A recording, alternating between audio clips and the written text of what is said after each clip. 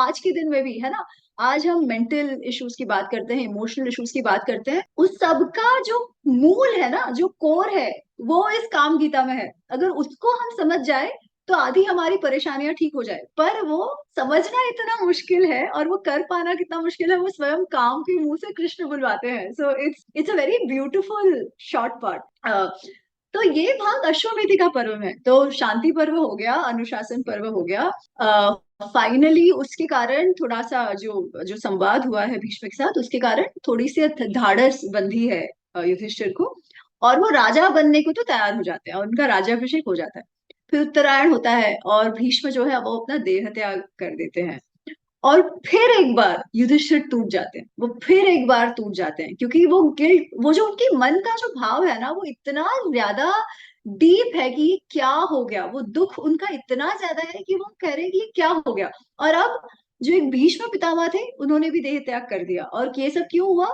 जो वो युद्ध चाहते थे, जिनके लिए वो ये खुशी चाहते थे, वो तो कोई देखने के लिए है ही नहीं, उन्हीं के हाथों सारे गुजर गए थे। तो इस बार ना कृष्ण, आपको याद तो, मुझे वो गीता का प्रसंग भी याद आता है कि शुरुआत में जब अर्जुन कह रहे हैं कि अरे ये क्या हो गया, हम कैसे लड़ेंगे, ये करेंगे, वो जो पहला जो अध्याय है अर्जुन विषाद योग में, और वो फिर कहते हैं कि न योत्से से गोविंद, कि मैं नहीं लड़ूंगा, मैं नहीं लड़ूंगा, और वो छोड़ देता है बाण वाण।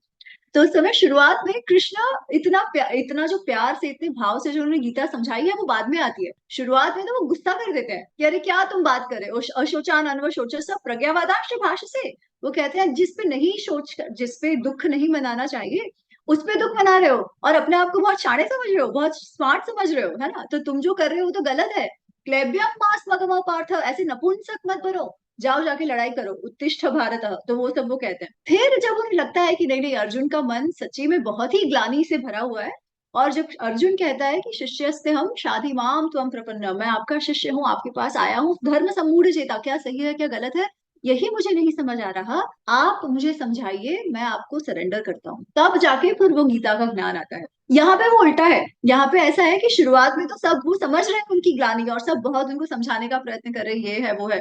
पर जब फिर ये बात आती है भीष्म पितामह के देत्या के बाद, तो कृष्ण थोड़े से ना, यू कैन सेंस वो टोन से कि थोड़े से उनको गुस्सा आ रहा है और वो ये कहते हैं कि क्या तुम कह रहे हो, तुमको लग रहा है कि ये ग्लानि है और ये बहुत अच्छी बात है। नहीं, ऐसा नहीं है। वो कहते हैं कि लोगों की जो व्याधि है वो दो प्रकार की होती है, मानसिक और कायिक, शारीरिक और मानसिक। और शारीरिक और मानसिक जो व्याधियां हैं वो एक साथ जाती है। आज हम बात करते हैं ना कि physical and mental health they go together. ये बात कृष्ण ने उस समय कही है महाभारत में, कि मेंटल और फिजिकल को आप अलग नहीं कर सकते। एक का दूसरे में दिखता है, और दूसरे का, अगर फिजिकल इश्यूज है तो वो मेंटल दिखते हैं, और जो इमोशनल और मेंटल डिस्टर्बेंसेस करते हैं, और अगर इमोशनल मेंटल इश्यूज हैं तो आपको वो फिजिकली भी दिखते हैं। तो वो कहते हैं कि तुम जो है ना, तुम ये व्याधियों से ग्रस्त हो, तुम्हें लग रहा है कि तुम बहुत बड़ी बड़ी अच्छी अच्छी बातें कर रहे हो, ऐसा है नहीं।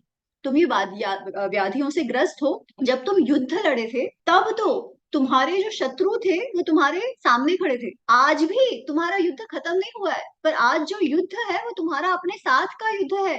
उसे तुम समझो, वो कौन से तुम्हारे शत्रु है, उसे तुम समझो, और उस पर तुम अपना वर्चस्व जमाओ, उनके दास मत बन जाओ। मतलब ये वो इस सेंस में कर रहे हैं।